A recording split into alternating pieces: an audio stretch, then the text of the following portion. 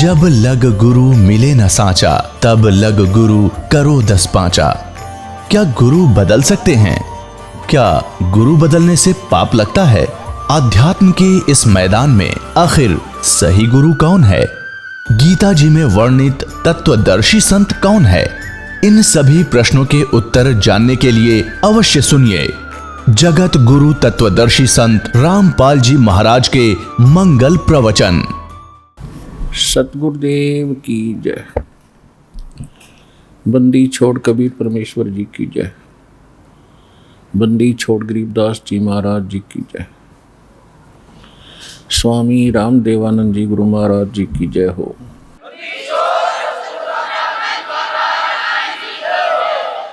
Grieve Namo Namo सतपुरुष को नमस्कार गुरु की नहीं। सुर नर मुनि जन साधुआं संतों सर्वस दी नहीं। सतगुरु साहिब संत सब दंडोतम प्रणाम। आगे पीछे मध हुए तिनको जाऊं कुर्बान। नराकार निर्विषम काल जाल वैबंधनम निर्लेपम निज निर्गुणम अकल अनुवेशुंदनम। सोहम सुरति समाप्तम सकल समान निर्तल। उज्ज्वल हिरंबर हरदमम बेपरवा अथाह वार पार निमज्जतम। गरीब जो सुमर सिद्ध होई गणनायक गलता ना करो अनुग्रह सोई पारस पद परवाना। आदि गणेश मनाऊं गणनायक देवन देवा। चरण कमल लो लाऊं आदंत करूं सेवा। परम शक्ति संगीतम रिद्धि सिद्धि दाता सोई। अवगत गुण अतीतन सक्त पुरुष निर्मोही। जगदम्बा जगदीशम मंगल रूप मुरारी। तन मन अर्पण शीशम भक्ति मुक्ति भंडारी। सुर नर मुनि जन जावे ब्रह्मा विष्णु महेशा। शेष सहस मुख गावे पूज्य आदि गणेशा। इंद्र कुबेर सरीखा वरुण धर्म राय ध्यावे। समर्थ जीवन जी का मन इच्छा फल पावे। 33 कोटि अधारा जावे शेष 88। उतरे बहुजल पारा कट है यम की फांसी। 33 कोटि अधारा जावे शेष 88। उतरे बहुजल पारा कट है यम की फांसी। कर जोरूं विनती करूं धरूं चरण पर शीश। गुरु जी राम देवानंद जी महाराज ने दियो नाम बख्शीश। कोटि कोटि सिजदा करूं कोटि कोटि प्रणाम। चरण कमल में राखियो मैं बंदी जाम गुलाम। कुत्ता हूँ गुरुदेव का रामपाल दास का नाम। गले प्रेम की जेवड़ी जाके तो वहाँ जाऊं। तो करो तो बावड़ू दूर दूर करो तो जाऊं। जो राखो तो ही रहूं जो देवो सुख। पूर्ण ब्रह्म सर्व सृष्टि के रचने वाले परम अक्षर ब्रह्म कबीर परमेश्वर जी की असीम रजा से आप सभी पुण्यात्माएं सत्संग सुनने के लिए उपस्थित हैं। जिन पुण्यात्माओं के ऊपर परमात्मा की विशेष रजा होती है उन्हीं को ये अमृत वचन परमात्मा की कथा सुनने का शुभ अवसर प्राप्त होता है। जब तक हम सत्संग के अंदर नहीं आते तो हमें मनुष्य जीवन के मूल उद्देश्य का ज्ञान नहीं होता और हम जो परंपरागत साधनाएं कर रहे होते हैं या जो दिनचर्या हम पहले पूर्वजों को बुजुर्गों को देखते आए वो कर रहे होते हैं, हम उसी को अंतिम मानकर और अपने मनुष्य जीवन का निर्वाह कर रहे होते हैं। परमात्मा बताते हैं सत्संग के अंदर परमेश्वर का दिया हुआ ज्ञान ही बताया जाता है, क्योंकि सत्य का अर्थ होता सत्य, सच्चा। संग माने साथ, यानी संग सत्य के साथ जो प्रत्येक क्रिया करता है वो परमात्मा ही हो सकता है। तो परमात्मा ही सत्य ज्ञान देता है जिसको सत्संग कहते हैं। और परमात्मा ने प्रत्येक युग में आके सत्संग किए ये ज्ञान दिया, लेकिन यहाँ का जो मालिक है 21 ब्रह्मांड का जो प्रभु है ब्रह्म, जिसको काल कहते हैं, ये बहुत ही कपट युक्त है। ये प्रत्येक काम धोखे से करता और कराता है। ये कभी किसी के प्रत्यक्ष नहीं होता, इसने प्रतिज्ञा कर रखी है कि ऐसी प्रतिज्ञा को नेक आत्मा नहीं कर सकता जो इसने कर रखी है। श्रीमद् भगवद गीता अध्याय नंबर 7 के श्लोक 24 और 25 में श्री कृष्ण में प्रवेश करके यही 21 ब्रह्मांड का स्वामी काल भगवान कह रहा है कि अर्जुन, मैं अव्यक्त हूँ, यानी गुप्त रहता हूँ, और मुझ अव्यक्त को ये व्यक्ति आपनम मनन्ते, मुझे ये सामने खड़े सेना वाले मुझे ये सोच रहे होंगे मैं कृष्ण हूँ, व्यक्ति रूप में जो प्रकट हूँ। नहीं, मेरी ये एक घटिया अनुत्तम अटल प्रतिज्ञा है कि मैं कभी किसी के समक्ष नहीं आता, अपनी योग माया से छुपा रहता हूँ। तो ये प्रत्येक काम ऐसे ही कपट युक्त करता है। महाभारत का युद्ध करवा दिया, 18 करोड़ सैनिकों का नाश करवा दिया, श्री कृष्ण के सिर पर भांडा फोड़ दिया कि श्री कृष्ण ने युद्ध करवा दिया ज्ञान देकर। श्री कृष्ण जी तो युद्ध के कति विपरीत थे, पहले भी मना कर रहे थे कि युद्ध ना करो, बुरा हाल होगा तुम्हारा। जब नहीं माने तो इन्होंने यहाँ तक निर्णय ले लिया था कि मैं युद्ध नहीं करूँगा, हथियार भी नहीं उठाऊँगा, एक पक्ष में मैं होऊंगा, एक पक्ष में मेरी सेना होगी। तो फिर ऐसा नेक व्यक्ति जब अर्जुन मना कर रहा हो और वो कहना लड़ ले, तेरे दोनों हाथों में लड्डू हैं, श्री कृष्ण नहीं था वो, उसी समय काल प्रवेश कर गया और ये ऐसे जुल्म करता कराता है। अब इसका भांडा फोड़ा कबीर भगवान ने आकर के। परमात्मा ने वैसे चारों युगों में ही इसकी जानकारी दी थी, लेकिन उस समय हम समझण योग्य नहीं थे। तो अब परमेश्वर ने सबसे पहले आपको शिक्षित किया। इस शिक्षा का हमें आनी भी बहुत हुई है।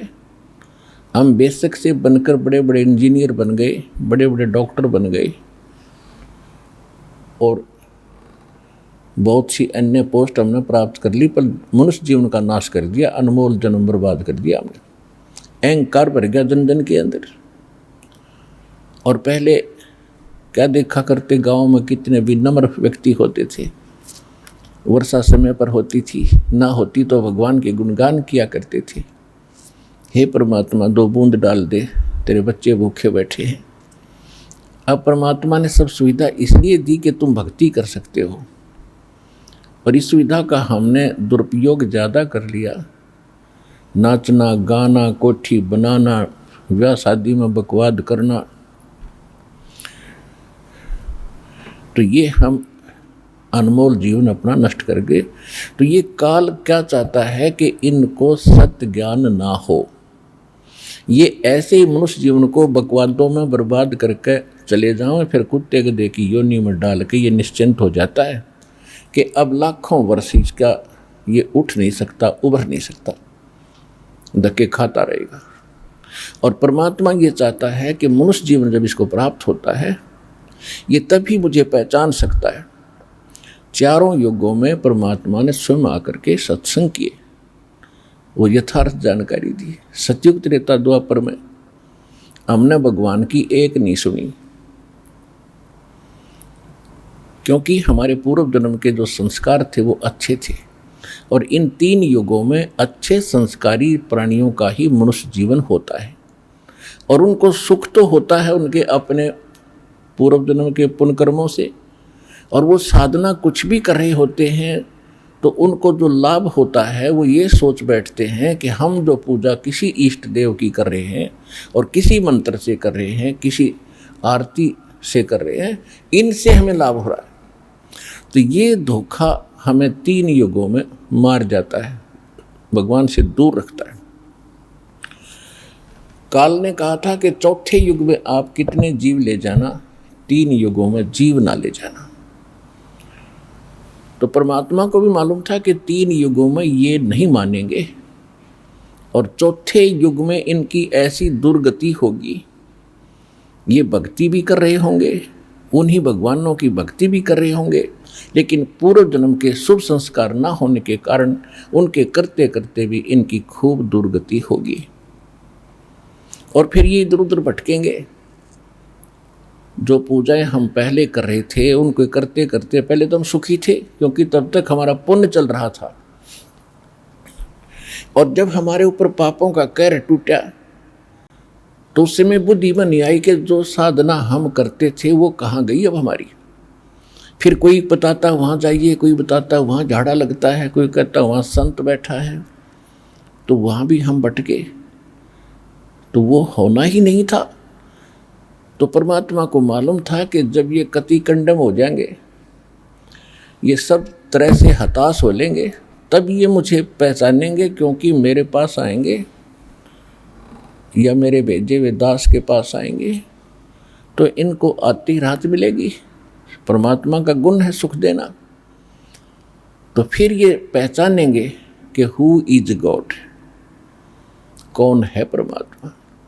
तो सत्संग परमात्मा ही करते हैं, और सत्संग में आने से हमें पता चलता है कि हम जो दैनिक क्रियाएं किया करते थे, जो हम दैनिक काम करते थे और जिसको अंतिम मान रहे थे कि बस इतना ही काम है मनुष्य का, बच्चे हो गए, बच्चों को अच्छी शिक्षा या कोई और व्यवसाय ठीक करवा दिया, इनका विवाह कर दिया, अब इनका भगवान संतान दे, बस फिर अब बेशक मर जाएं, जीवन मनुष्य का सफल हुआ नहीं। अब सत्संग से पता चलता है कि मनुष्य जीवन का इसके साथ साथ एक वेरी इंपॉर्टेंट वर्क था, और उसको आपने छुआ तक नहीं। अगर कोशिश भी की है भक्ति वक्ति करने की, तो आप शास्त्र विधि त्याग कर मनमानी साधना करते रहे। तो यहाँ परमात्मा स्वयं आकर ज्ञान देते हैं कि जो जा की शरणा बसे, ताको ताकी लाज, जल सो ही मछली चढ़ जा, ये बह जाते गजराज। परमात्मा बताते हैं तुम जिन देवी देवताओं की साधना कर रहे हो, उनकी जितनी औकात है, जितनी क्षमता है, वो उतना तो लाभ आपको अवश्य दे देंगे, लेकिन जो कर्म संस्कार में, आपके प्रारब्ध के अंदर, आपकी किस्मत में जो पाप कर्मों के दंड या प्रेत बाधा या 3 ताप का जो कष्ट है, वो ये भगवान निवारण नहीं कर सकते, ये इष्ट, ये देवी देवता नहीं कर सकते। जैसे जो जा की शरणा बसे, ताको ताकी लाज, जल सो ही मछली चढ़ जा, ये बह जाते गजराज। अब क्या बताते हैं कि जैसे बहुत ऊपर से जल गिर रहा होता है, किसी डाउनफॉल में बहुत स्पीड से, और यदि उस ऊपर से गिर रहे जल के सामने हाथियों का राजा भी आ जाए, यानी मजबूत हाथी, उसको भी वो बहा ले जाता है वो जल का प्रवाह। लेकिन मछली जो होती है वो उसकी उल्टी दिशा में और बिल्कुल ऊपर पहुंच जाती है, ऐसे पड़ रहे पानी के ऐसे ऊपर चली जाती है। इसका क्या भावार्थ बताते हैं परमात्मा? हमें समझाना चाहते हैं कि जो जाकी शरणा बसे और ताको ताकी लाज। अब मछली जो है जल के ऊपर समर्पित है और जल से बाहर होते ही वो पटक अपने तड़फ तड़फ कर मर जाती है, यानी उसका जल के साथ इतना संबंध है। यदि आप ऐसा किसी इष्ट के साथ लगाव करते हो तो वो इष्ट फिर आपको अपनी अक्षमता अनुसार ऐसे लाभ देगा। जैसे मछली को जल ने फ्री छोड़ दिया तो कहीं किधर भी जा तेरे को कोई बाधा नहीं होगी और तुझे नहीं बहाऊंगा। और वहाँ पर हाथी, मजबूत हाथी भी सामने खड़ा हो जाता है ताकतवर, उसको भी जल डबो देता है, उसका नाश कर देता है। इसी प्रकार जैसे आपका किसी तहसीलदार से फ्रेंडशिप होगी, दोस्ती हो जाती है, तो तहसीलदार आपको कितना काम कर सकता है? कभी कोई रजिस्ट्री जिंदगी में हुई एक आध उसको कर देगा, लेकिन अकॉर्डिंग टू लॉ ही करेगा। इतना अवश्य कर देगा कि आपको अपने ऑफिस में बैठाओगा, चाय पिलाओगा और वहीं बैठे आपका सारा काम कर देगा। लेकिन इससे हमारा सर्व कार्य सिद्ध नहीं हुआ। इसके बाद और बहुत सी डिपार्टमेंट है जहाँ हमें प्रतिदिन काम पड़ता है। इसी प्रकार अन्य किसी, जैसे आप मंत्री से मिलते हो तो मंत्री अपने सत्र का, अपने विभाग का ही काम आपका कर सकता है, बाकी इसके अतिरिक्त और भी बहुत कार्य आपके। तो जैसे स्टेट के अंदर आप मुख्यमंत्री से संपर्क कर लेते हो तो आपका सारा काम सर गया। फिर कुछ कार्य ऐसे होते हैं जो मुख्यमंत्री भी नहीं कर सकते, तो प्रधानमंत्री यानी वो आपको अपने राज्य में सभी सुविधाएं दे सकता है अपने स्तर की। तो इसी प्रकार हमने इस परमात्मा के ज्ञान को समझना है। जैसे ये देवी देवता, ये तो समझ लो एमएलए एमपी हैं, और इनमें से कुछ सिलेक्टेड देव हैं जो कुछ मंत्री पद प्राप्त हैं, और इनमें से 3 मंत्री विशेष हैं। रजगुण विभाग के ब्रह्मा जी, सतगुण विभाग के विष्णु जी, तमगुण विभाग के शिव जी, ये 3 देवता यहाँ के प्रधान हैं।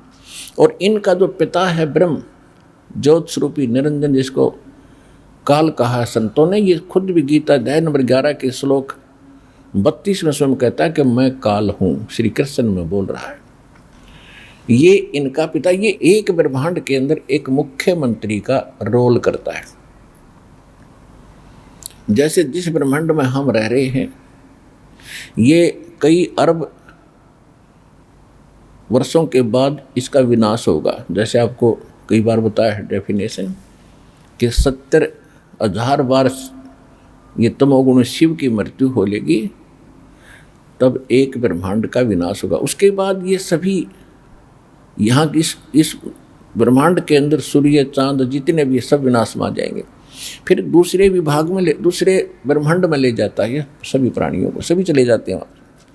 तो वहाँ फिर उस ब्रह्मांड में फिर ऐसी रचना करता है। तो एक ब्रह्मांड में ये एक मुख्यमंत्री का रोल करता है। इसके बाद फिर दूसरा प्रभु है, 7 संख्य ब्रह्मांड का मालिक है, जिसको गीता अध्याय नंबर 15 के श्लोक 16 में अक्षर पुरुष कहा है। सरपुरुष ये ज्योत स्वरूपी निरंजन है, जो 21 ब्रह्मांड का स्वामी मालिक राम है। और 7 संख्य ब्रह्मांड का स्वामी वो अक्षर पुरुष है, जिसको पर ब्रह्म भी कहते हैं, यानी नेक्स्ट ब्रह्म से नेक्स्ट ब्रह्म, वो 7 संख्य ब्रह्मांड का स्वामी है। और ये ब्रह्म और इसके अंतर्गत जितने प्राणी, और ये परब्रह्म यानी अक्षर पुरुष 7 संख्य ब्रह्मांड का स्वामी, ये तथा इसके अंतर्गत जितने प्राणी, ये सभी नाशवान हैं। और जीवात्मा तो पशु पक्षी की भी नहीं मरती, वो अलग बात है।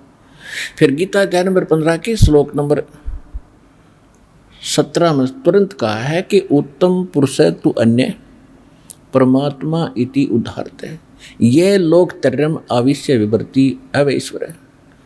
इन दोनों से सरपुरुष और अक्षर पुरुष से कोई पुरुषोत्तम यानी श्रेष्ठ परमात्मा जो वास्तव में अविनाशी है, वो तो इनसे कोई और है, भिन्न है। उसके विषय में गीता अध्याय नंबर 8 के श्लोक नंबर 1 में अर्जुन ने प्रश्न किया कि हे प्रभु, जो आपने 7वें अध्याय के 29वें श्लोक में जिस तत्परम की जानकारी दी है, उसको जानने के बाद साधक केवल जरा और मरण से, जरा माने बुढ़ापे का दुख, मरण माने मृत्यु के संकट से सदा के लिए छूटने के लिए प्रयत्न ही करता है, यहाँ की किसी वस्तु को नहीं चाहता, तो वो किम तत्परम।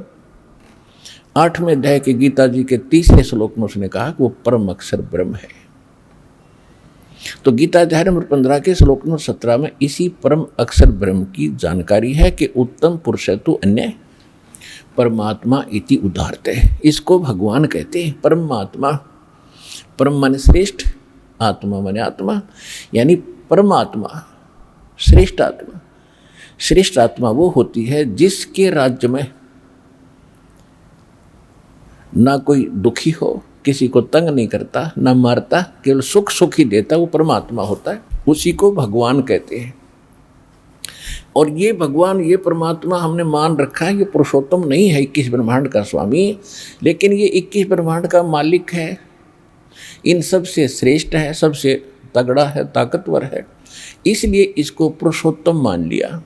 ये खुद भी स्वीकार करता गीता अध्याय नंबर 15 के श्लोक नंबर 18 में कि लोक वेद के आधार से मैं पुरुषोत्तम प्रसिद्ध हूँ, क्योंकि मेरे अंतर्गत जितने प्राणी 21 ब्रह्मांड में हैं उनसे मैं श्रेष्ठ हूँ, उनसे परम हूँ, उनसे तगड़ा हूँ, ताकतवर हूँ, इसलिए मैं लोक वेद के आधार से पुरुषोत्तम प्रसिद्ध हूँ।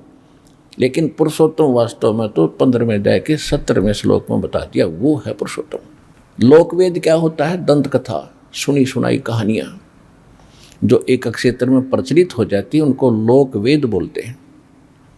जैसे हम लोकवेद के आधार से श्री ब्रह्मा, श्री विष्णु, श्री शिव जी को अजरो उम्र कहा करते थे। इनके कोई माता पिता नहीं, ये कभी जन्म नहीं लेते, इनकी कभी मृत्यु नहीं होती। ये था एक लोकवेद दंत कथा जो सत्य से हटकर होती है। अब इनके जीवन लीला में हमने देखा कि खुद स्वीकार करते हैं कि हमारी जन्म मृत्यु होती है, हम अविनाशी नहीं हैं। अविनाशी तो कोई और परमात्मा है। तो कहने का जो तात्पर्य है, हम वही आते हैं उसी प्रसंग पर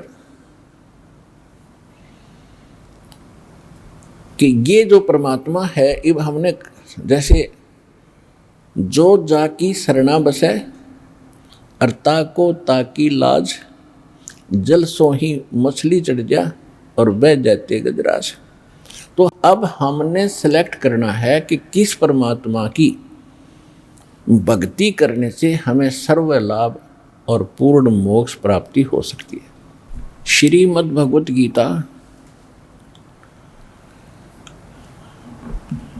अध्याय नंबर 2 के श्लोक नंबर 12 में गीता ज्ञानदाता ये ब्रह्म है, सरपुरुष है, 21 ब्रह्मांड का स्वामी है। श्री ब्रह्मा, श्री विष्णु, श्री शिव जी का ये पिता है। ये खुद कहता है कि अर्जुन तेरे और मेरे बहुत जन्म हो चुके हैं। ये श्री कृष्ण जी में प्रवेश करके बोल रहा है। और हम तुम आगे भी जन्मेंगे, पहले भी जन्मे थे। गीता अध्याय नंबर 4 के श्लोक नंबर 5 में ये कहता है कि अर्जुन तेरे और मेरे बहुत जन्म हो चुके हैं, तू नहीं जानता, मैं जानता हूँ। इससे भी सिद्ध हुआ कि गीता ज्ञानदाता नासवान है, जन्म मृत्यु होती है। और गीता अध्याय नंबर 10 के श्लोक नंबर 2 में ये गीता ज्ञानदाता ब्रह्म खुद कहता है कि मेरी उत्पत्ति को न तो देवता जानते न मैं ऋषि जानते, क्योंकि ये मेरे से उत्पन्न हुए। दुर्गा और काल ब्रह्म ये दोनों पति पत्नी हैं। इन दोनों से रजगुण ब्रह्मा, सतगुण विष्णु, तमगुण शिव जी प्रथम उत्पन्न हुए, एक एक करके। पहले ब्रह्मा जी का जन्म हुआ, फिर कुछ वर्ष के बाद विष्णु जी का जन्म हुआ दुर्गा के गर्भ से, और कुछ वर्ष के बाद शिव जी का जन्म हुआ।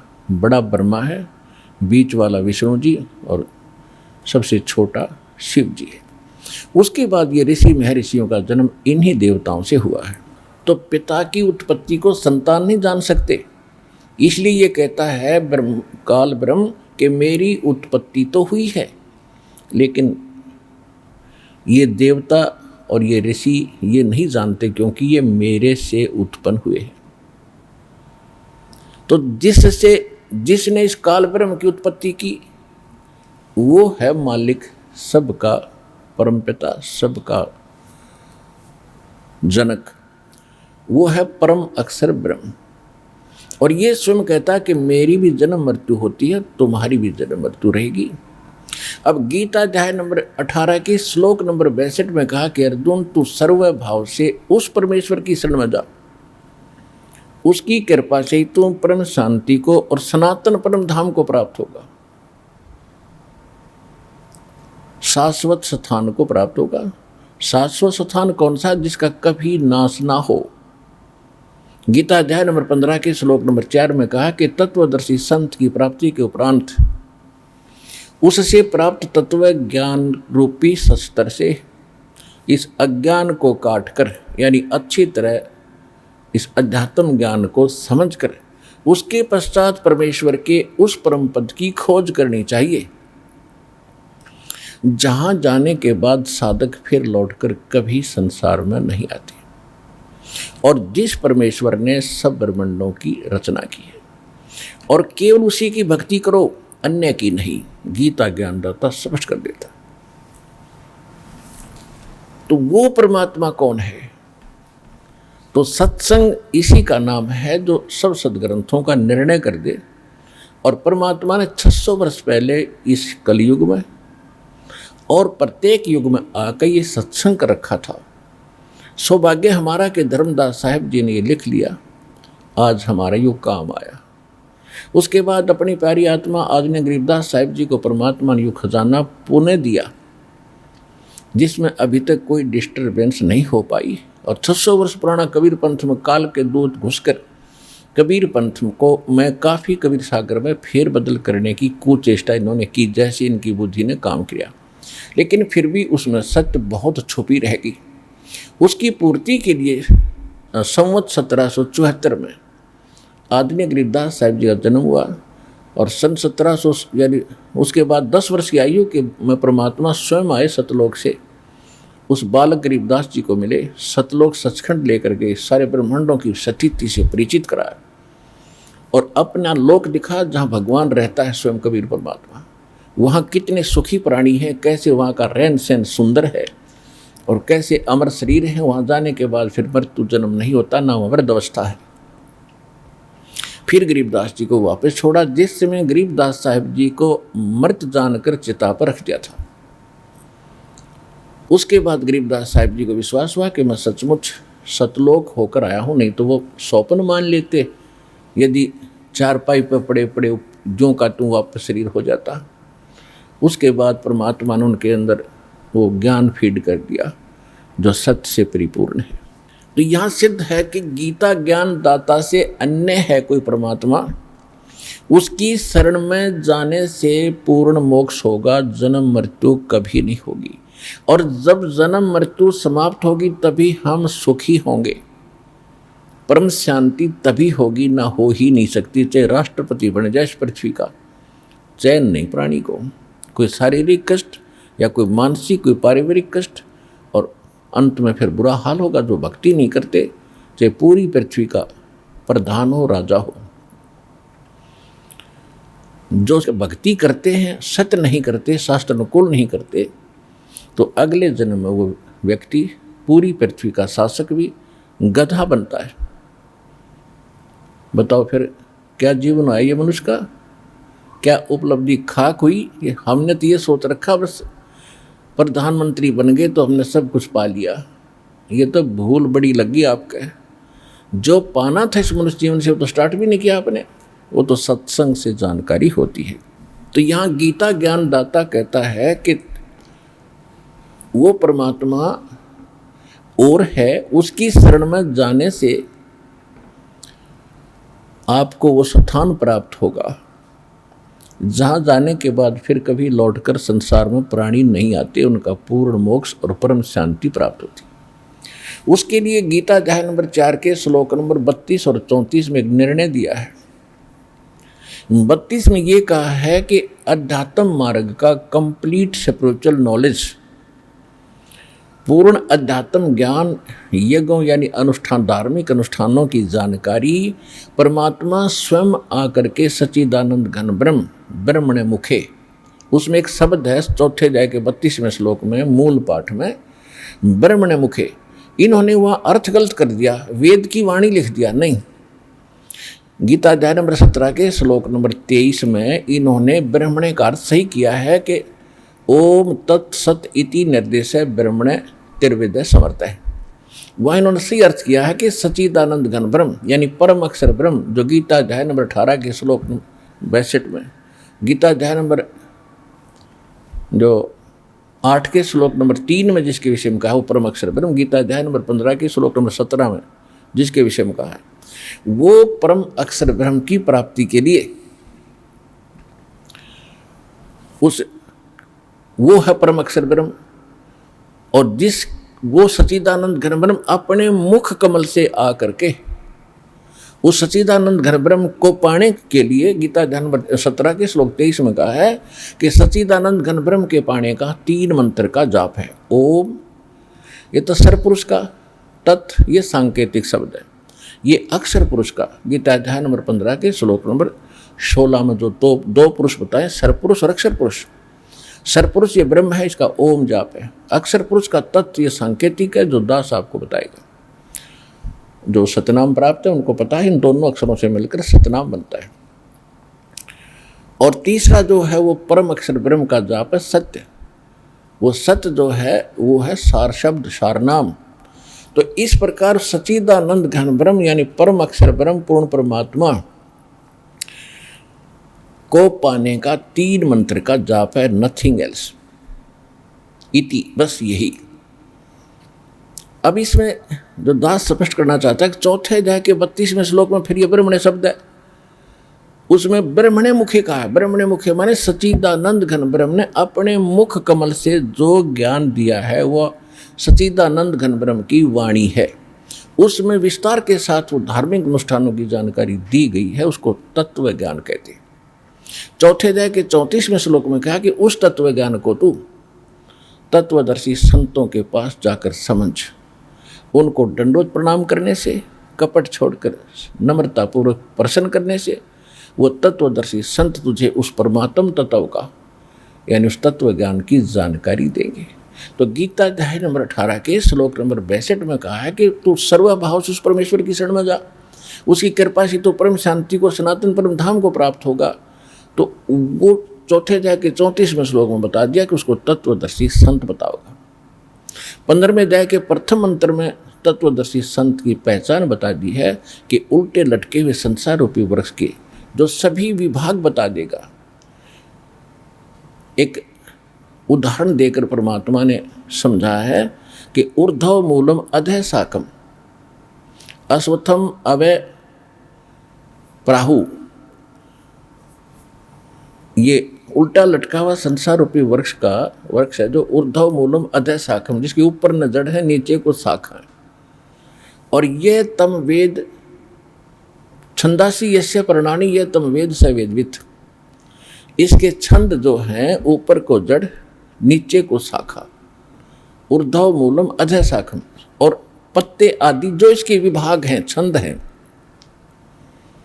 उनको जो व्यक्ति जानता है सबको स वेदवित, वह वेद के तात्पर्य को समझने वाला अर्थात तत्वदर्शी संत है। 600 वर्ष पहले परमात्मा ने स्वयं तत्वदर्शी संत की भूमिका की थी। दास ने अभी सत्संग के प्रारंभ में यही बताया था कि परमात्मा ही आके सत्संग करते हैं, अन्य के पास सत्संग नहीं हो सकता। परमात्मा ही सत्संग करता है, सत्य ज्ञान वही दे सकता है।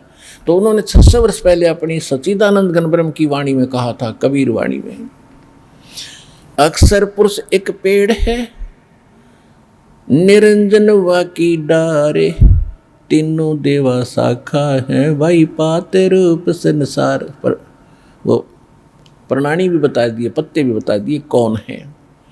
जैसे जमीन से बाहर जो पोर्शन, जो भाग दिखाई देता उसको वृक्ष कहते हैं, और जमीन से तुरंत बाद जो मोटा पोर्शन है, मोटा पार्ट है उसका, ट्री का, वृक्ष का, तो उसको तना कहते हैं। तो तना तो समझ लो अक्षर पुरुष है, और उससे फिर मोटी डार निकलती है कई, एक मोटी डार समझो वो सर्वपुरुष, ये ज्योत स्वरूपी निरंजन है। और उस मोटी डार से फिर 3 शाखा हों, रजगुण ब्रह्मा, सतगुण विष्णु, तमगुण शिव जी, ये शाखा समझो, तीनों देवा शाखा है, और हम फिर आगे पात रूप में हैं। अब इस समय दोनों बात समझ में आएंगे आपके कि एक तो जड़ कौन है। अब जड़ है पूर्ण परमात्मा, जो गुप्त है, अव्यक्त है, परोक्ष है, और सारा कुछ होता ही जड़ से है। पौधे को आहार जड़ से मिलता है, पौधे को आहार जड़ से मिला तो तना बड़ा हुआ, इसी से डार फूली, और इसी से शाखाएं प्रफुल्लित हुई, उसी से पत्ते, और फिर टहनियों के फल लगते। अब शाखा कौन है? ब्रह्मा विष्णु महेश, इनको फल लगेंगे, फल इन्हीं के लगेंगे, क्योंकि व्यवस्था है ये वृक्ष के कि शाखाओं का फल लगेंगे। लेकिन वो फल लगेंगे कैसे? जब हम मूल की सिंचाई करेंगे, सेवा करेंगे जड़ की, और फिर उसके बाद पेड़ बनेगा, शाखाएं बड़ी होंगी, बढ़ेंगी, ये देवता बढ़ेंगे, और फिर ये फलों से लदपत हो जाएंगे। अब आपका शास्त्र अनुकूल जो साधना होगी, उसमें आपका पूज्य तो रहेगा इष्ट परम अक्षर ब्रह्म कबीर साहब। उसको हम इष्ट रूप में पूजा करेंगे, उसकी पूजा करेंगे तो फिर हमारे शास्त्र अनुकूल शुभ संस्कार बनकर इन ब्रह्मा विष्णु महेश रूपी शाखाओं के पास जाएंगे, और ये न चाहते हुए इनको देने पड़ेंगे। अपने आप शाखाओं के वो फल लदपद हो जाते हैं, कितने तोड़ और खाओ। और हम क्या करते रहे? परमात्मा ने यही बताया कि तुम शास्त्र विधि त्याग का मनमाना आचरण शुरू कर दिया। आपको ये तो पता लग गया कि टहनियाँ फल देती हैं, कि ब्रह्मा विष्णु महेश आपको यहाँ लाभ दे रहे हैं, लेकिन ये दे कैसा रहे हैं, वो कैसे दे रहे हैं, कहाँ से दे रहे हैं, ये ज्ञान ना होने से आपने टहनियों की पूजा शुरू कर दी, जड़ छोड़ दी, मूल छोड़ दी, और जिस कारण से आपका भक्ति रूपी पौधा व्यर्थ हो गया।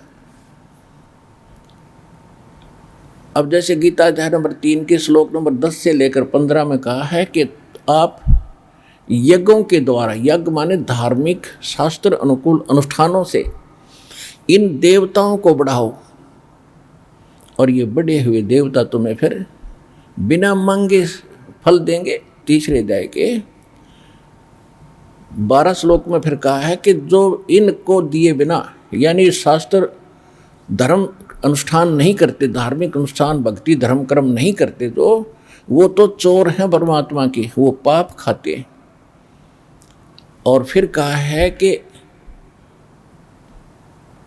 तीसरे अध्याय के 14 और 15 श्लोक में एक निर्णय दिया है कि यहाँ जो भी कर्म करोगे वैसा ही फल मिलेगा, और ये कर्म आपको लगे यहाँ काल के लोक माने से 21 ब्रह्मांड, यहाँ 7 संग ब्रह्मांड वो अक्षर पुरुष के, इन सब में इंसान को किया कर्म ही मिलता है।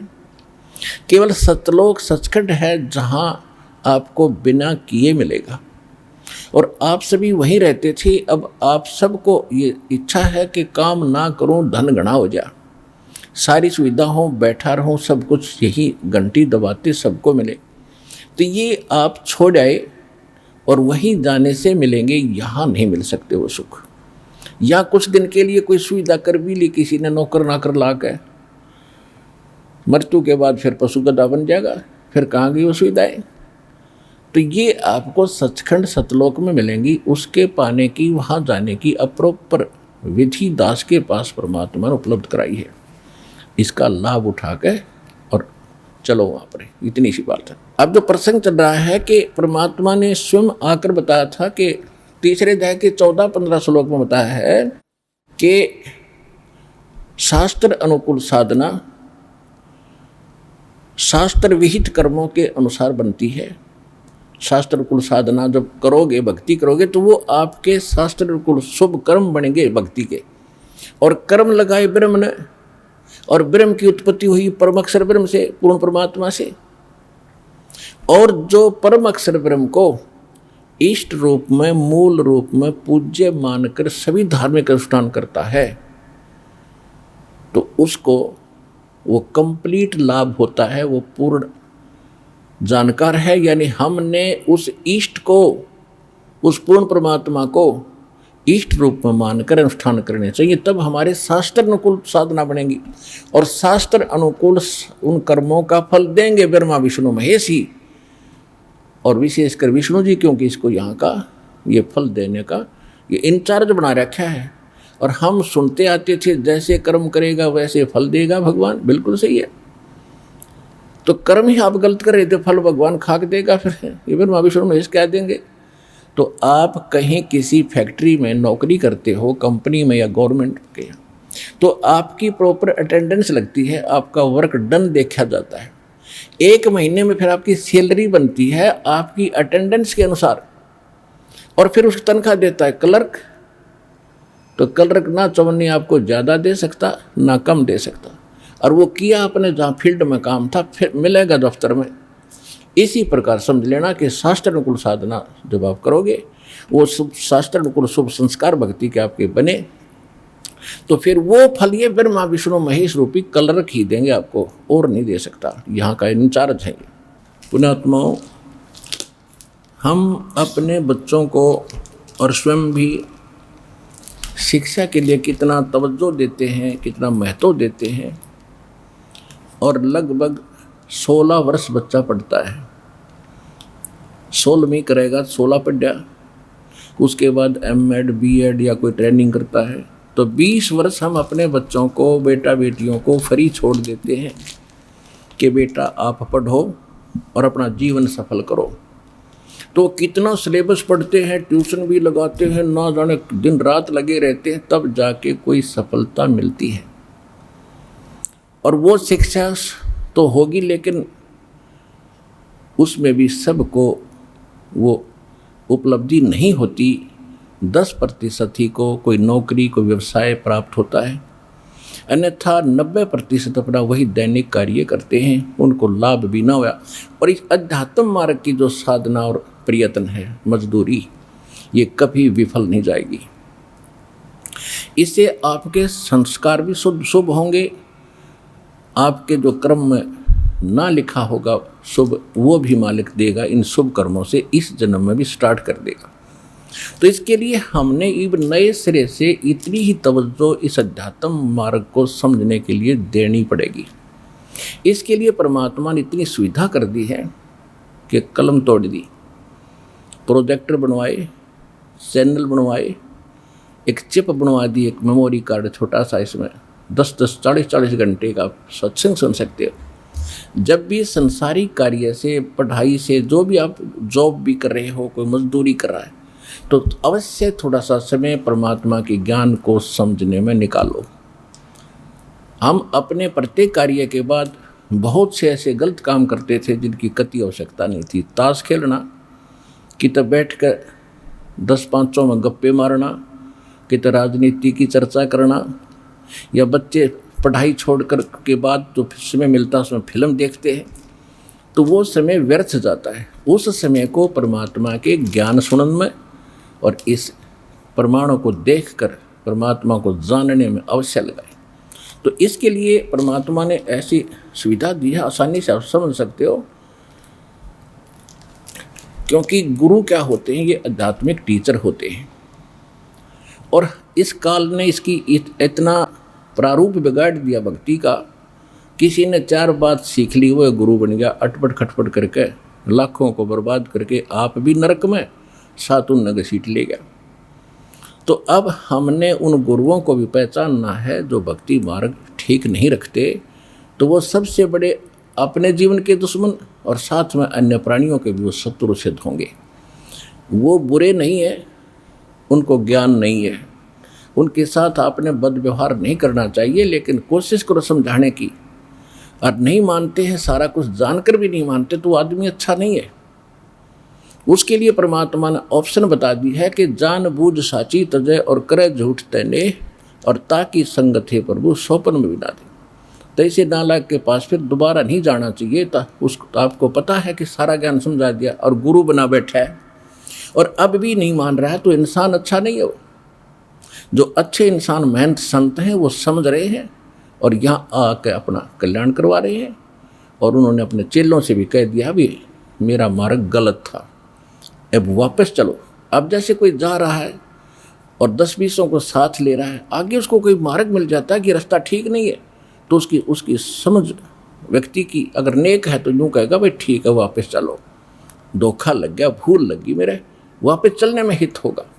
तो फिर भी नहीं मानता है तो आदमी अच्छा नहीं है, उसके पास संपर्क ही ना रखो, तो बैठा रहेगा अकेला, औरों को खराब तो ना करेगा फिर। तो इसलिए दास आपको ऐसा ज्ञान दे रहा है कि बूढ़े से लेकर बच्चे तक इन प्रमाणों को देखकर बहुत आसानी से समझ जाता हु इज गॉड, और क्या हमारी पवित्र सदग्रंथ हमें बताना चाहते हैं, और हमें प्राप्त क्या हुआ था उनसे, हमें ज्ञान मिला क्या था, वो कितना गलत और बेबुनियाद था, और वास्तविकता इस पर पवित्र सदग्रंथों में क्या छुपी थी। और इन्हीं सदग्रंथों का नाम लेकर ये धर्म गुरु हमें ज्ञान बताया करते थे, तो हम सत्य माना करते थे कि जो ये बता रहे हैं वो हमारे धर्म ग्रंथों में लिखा है वो सही है। तो धर्म ग्रंथों में क्या लिखा है अब आपको पता चला, तो अब उन दंत कथा को ना स्वीकार करके अपने शास्त्रों में लिखी सच्चाई को स्वीकार करना चाहिए। इतना सा प्रयत्न, इतना सा ज्ञान है। अब देखिएगा श्रीमद् भगवद गीता अध्याय नंबर 15 के श्लोक नंबर 1 से लेकर 4 का एक सारांश है। ऊर्ध्व मूलम अधः शाखम अश्वत्थम प्राहु अवम छंदासी यस्य प्रणानी ये तम वेद स वेदवित्। ये देखिएगा, ये पवित्र सदग्रंथ श्रीमद् भगवद गीता, और ये गीता प्रेस गोरखपुर से प्रकाशित है। जयदाल गोविंद का इसके अनुवादक हैं। इसके अध्याय नंबर 15 का श्लोक नंबर 1 आपको दिखाते हैं। ये है पंचदशो अध्याय, 15वां अध्याय स्टार्ट हुआ। 1 नंबर मंत्र में है कि ऊर्ध्व मूलम अधः शाखम अश्वत्थम प्राहु अवम छंदासी यस्य प्रणानी ये तम वेद स वेदवित्। इसका अर्थ है कि ऊर्ध्व मूलम, ऊर्ध्व माने ऊपर को, इन्होंने गलत लिखा है। अधः माने ब्रह्मा मुख्य रूप मुख्य शाखा वाली, ये गलत अनुवाद किया। अध माने नीचे होता, देखिएगा ये दूसरी श्लोक में इसी 15वें अध्याय का, इसमें ऊर्ध्व शब्द भी है, अधः भी है। अधः 2 बार लिखा अधः, और यहाँ इन्होंने अनुवाद किया है अधः माने नीचे, अधः माने नीचे, अधः माने नीचे, और ऊर्ध्व माने ऊपर, अधः माने नीचे, अधः माने नीचे, बिल्कुल। तो यहाँ ये विचलित होगी क्योंकि इनको श्री कृष्ण से ऊपर ज्ञान नहीं था, इनको श्री कृष्ण से ऊपर ज्ञान नहीं था। इन्होंने घुमा फिरा के और श्री कृष्ण जी को ही सर्वशक्तिमान सिद्ध करने की कुचेष्टा की, जिस कारण से अर्थों के भी अनर्थ कर दिए।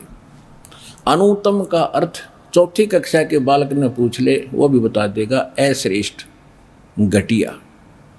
बैड का अर्थ किसी से पूछ ले, आज बच्चा समझता बैड माने बुरा, घटिया।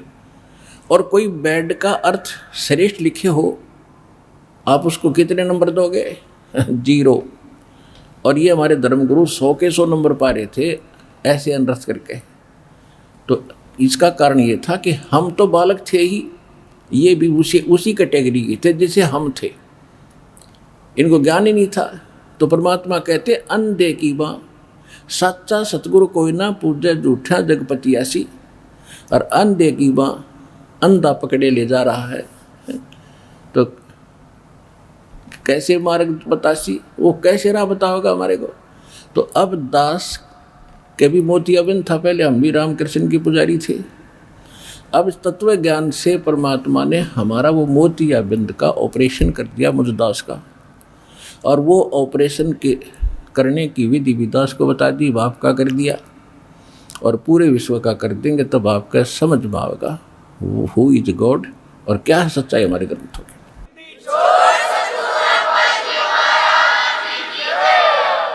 तो इसमें ऊर्ध्व मूलम, ऊपर को शाखा, न ऊपर को जड़, मूलो मान जड़, ऊर्ध्व मूलम अधः शाखम। ये देखिए, अब देखिएगा चित्र संसार रूपी वृक्ष का एक, जैसा कि गीता अनुसार ये है,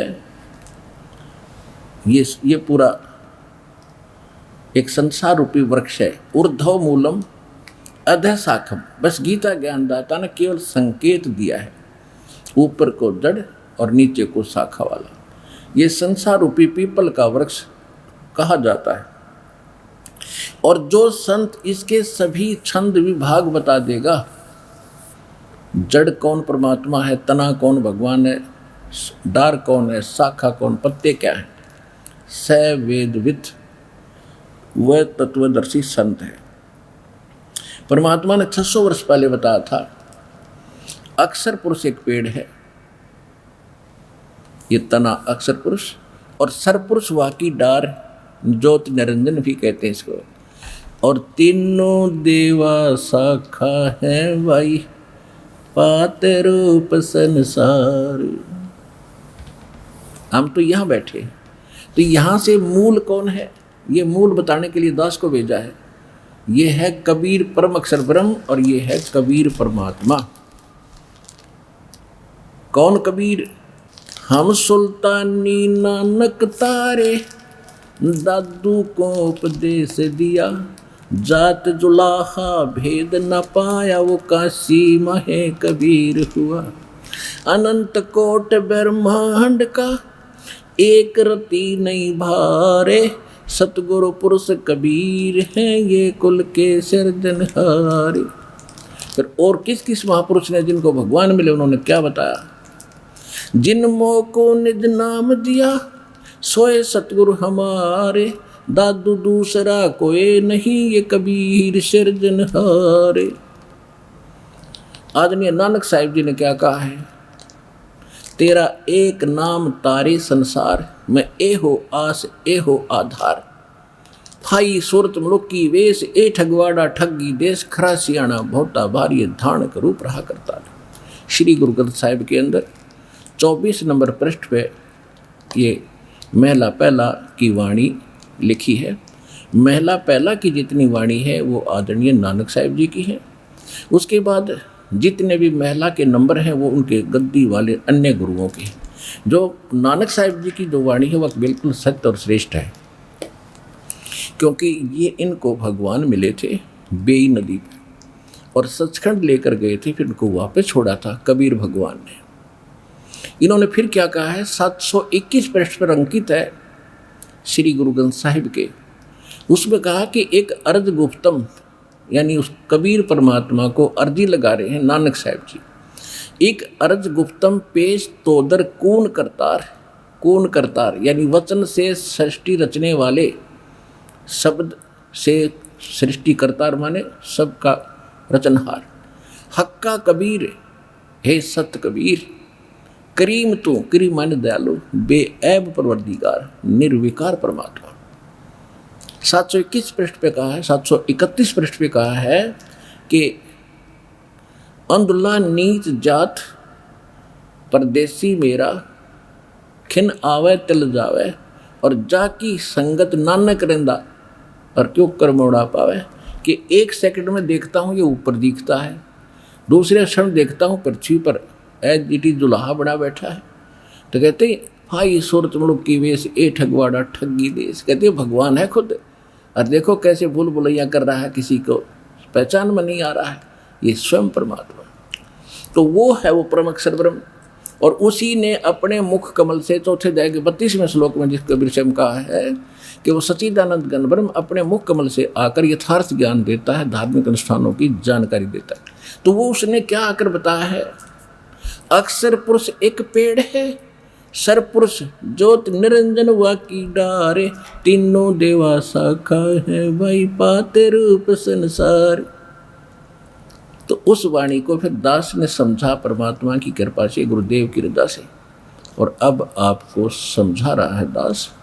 और आप बुद्धिमान इसलिए बनाए भगवान ने, इंस्ट्रूमेंट इसलिए बनाए कि घर बैठे देखो, यहाँ यकीन ना हो तो घर जाकर किताबें खरीदो, आपके पास रखी हैं, घर पे भी होंगी, उनको मिलाओ और फिर आओ अपना कल्याण कराओ। 2 अक्षर की बात है।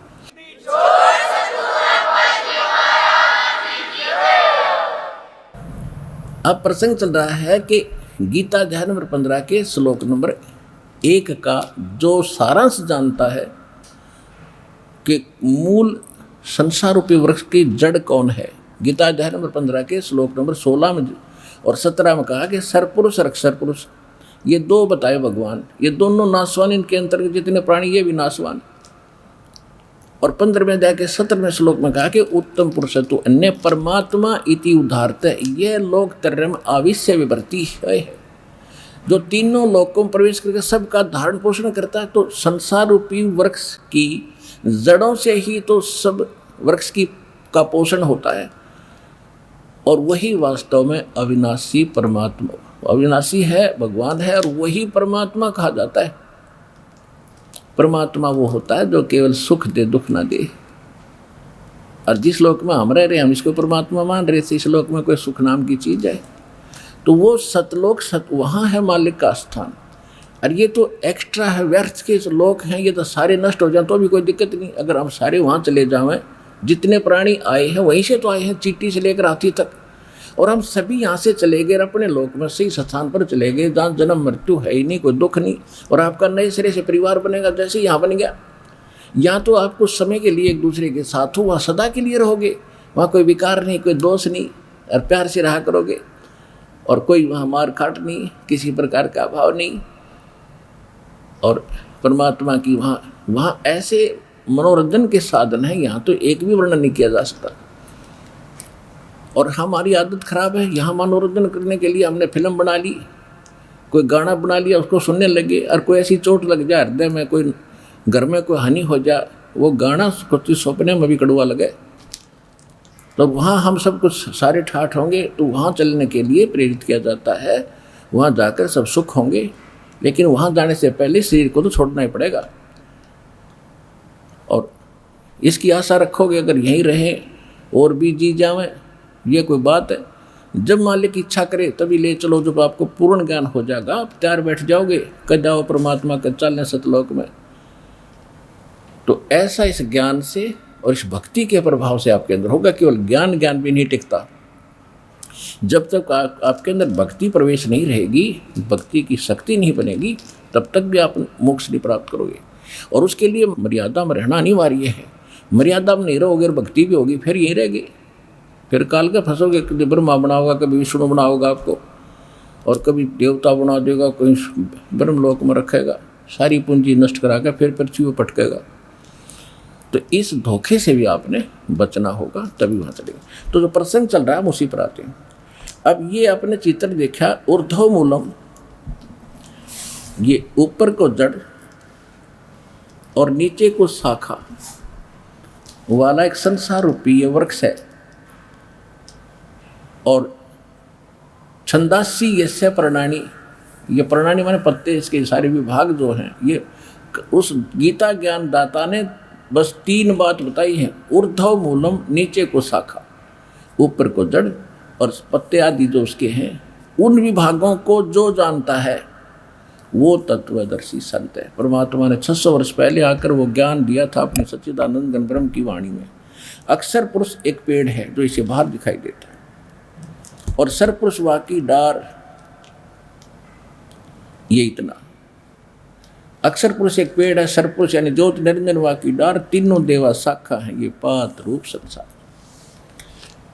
अब जो प्रसंग चल रहा है कि गीता अध्याय नंबर 3 के श्लोक 10 से लेकर 15 तक क्या निर्णायक ज्ञान है देखिएगा। ये है गीता अध्याय नंबर 3, श्रीमद् भगवत गीता अध्याय नंबर 3 और ये 10 श्लोक में इसमें क्या कहा है कि प्रजापति ब्रह्मा ने, यहाँ केवल प्रजापति लिखा है, ब्रह्मा इनने खुद लिख लिया। ये वैसे इसका अर्थ है कि परमात्मा ने सबसे पहले वेद ज्ञान दिया था ब्रह्म को।